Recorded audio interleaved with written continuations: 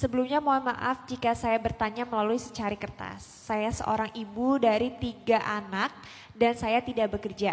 Saya diuji oleh Allah dalam rumah tangga saya yaitu karena suami saya. Singkatnya suami saya dulu pernah berselingkuh 2 kali, tapi saya maafkan karena dia juga tidak ingin pisah. Lalu suami saya juga dulu suka main judi online. Sampai-sampai dia melakukan kesalahan di tempat kerjanya dan dikeluarkan. Saya anggap itu adalah teguran dari Allah untuk suami saya. Saya berusaha untuk tetap sabar dan mendampingi suami saya sambil selalu mendoakan agar suami saya mendapatkan hidayah dari Allah. Yang ingin saya tanyakan Ustadz, saya sering merasa lelah dengan sikap dan akhlak buruk suami saya. Saya merasa sebagai istri tidak disayang karena suami lebih sering menghabiskan waktu dengan gadgetnya. Selain itu suami saya juga tidak melaksanakan sholat 5 waktu.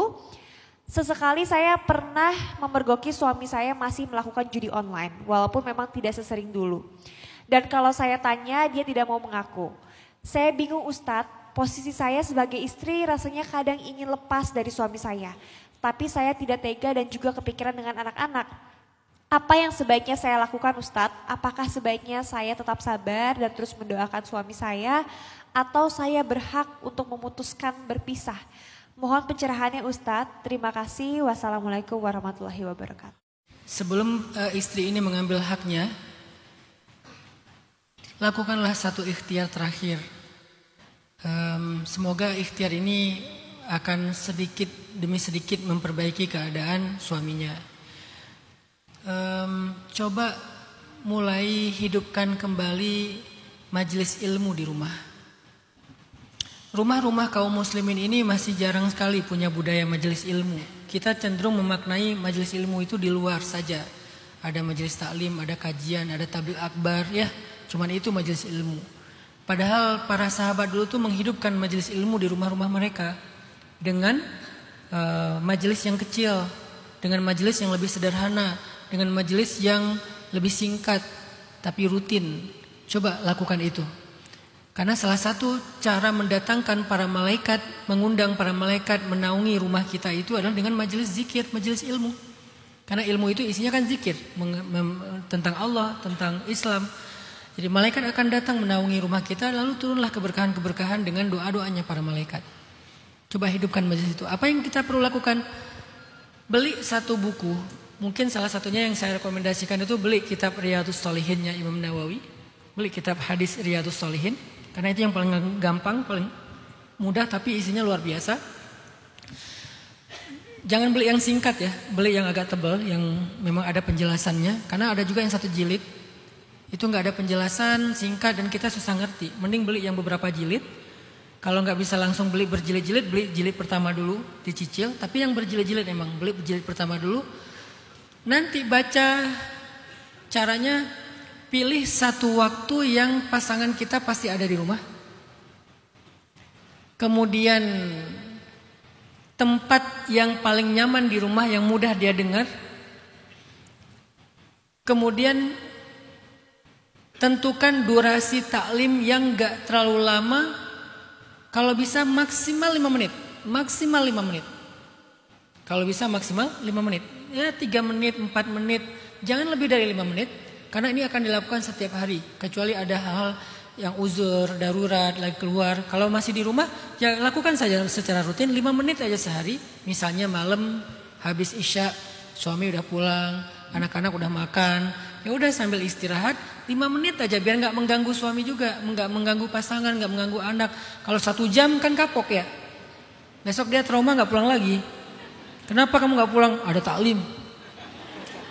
5 menit aja maksimal. Baca 1 hadis. 1 hadis penjelasannya sedikit selesai. Dan jangan paksa suami untuk duduk. Baca aja sendiri. Paling kalau ada anak, ajak anak baca dengan anak. Karena laki-laki itu egonya agak lumayan sih. Egonya agak lumayan. Dia kalau disuruh susah. Biarkan dia datang sendiri.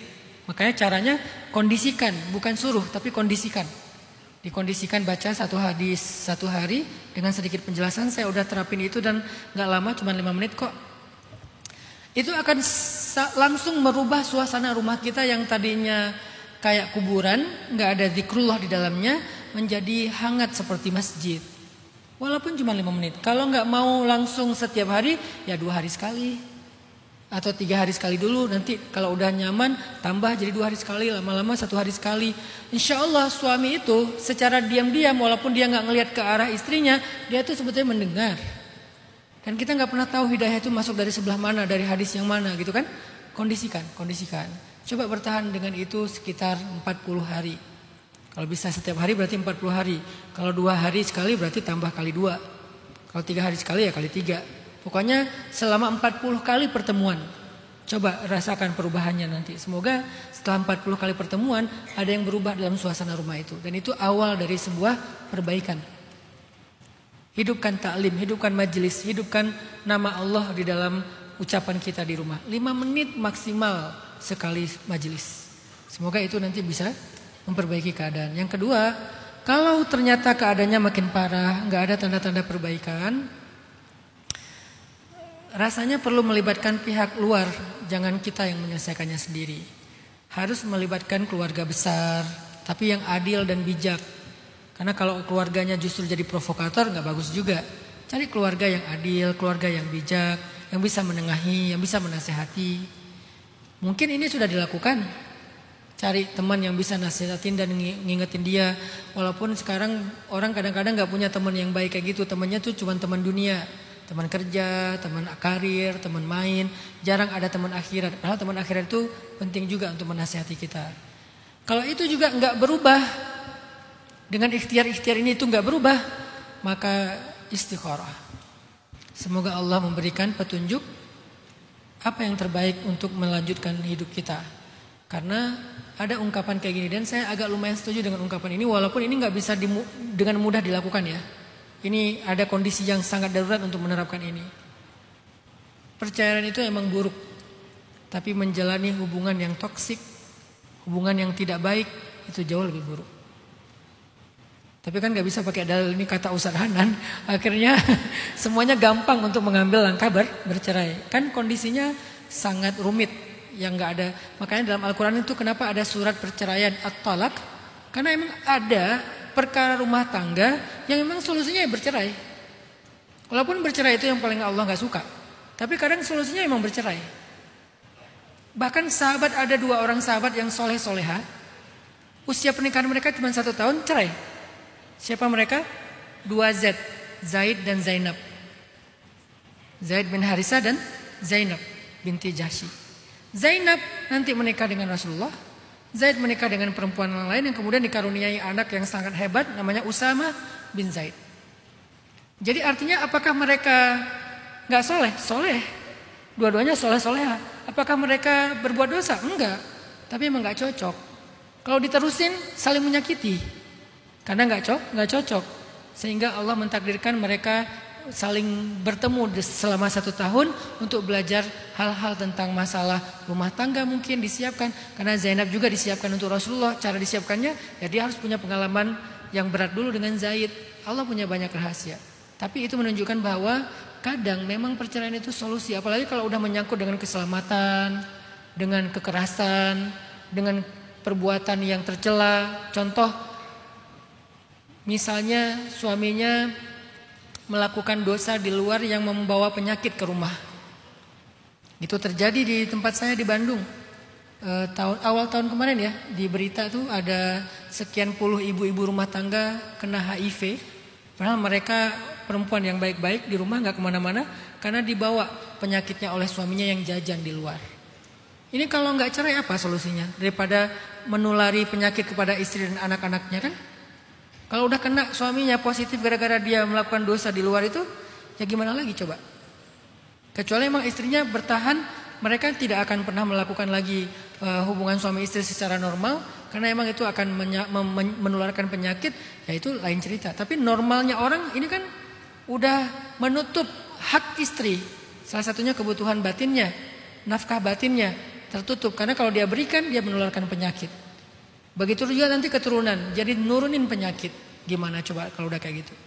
Ada alasan-alasan yang sangat darurat sehingga terkadang perceraian itu menjadi solusi. Tapi sebelum sampai ke situ ada banyak hal yang harus ditempuh. Makanya saya di awal tadi menjawab, coba lakukan beberapa ikhtiar terakhir. Hidupkan majelis ilmu, libatkan orang-orang yang bisa kita harapkan untuk menasihati, memperbaiki keadaan. Nanti ya kalau nggak bisa juga istikharah, semoga Allah kasih kita petunjuk lewat hati kita. Kalau terpaksa banget karena kondisinya semakin buruk, ya gimana lagi? Selamatkan apa yang bisa kita selamatkan. Diri kita, anak-anak kita. Kalau emang semakin buruk, toh mungkin itu jadi pelajaran buat dia benar-benar sadar, kan masih bisa rujuk misalnya. Semoga tapi nggak sampai ke langkah itulah. Dengan ikhtiar-ikhtiar tadi udah bisa memperbaiki keadaan insya Allah.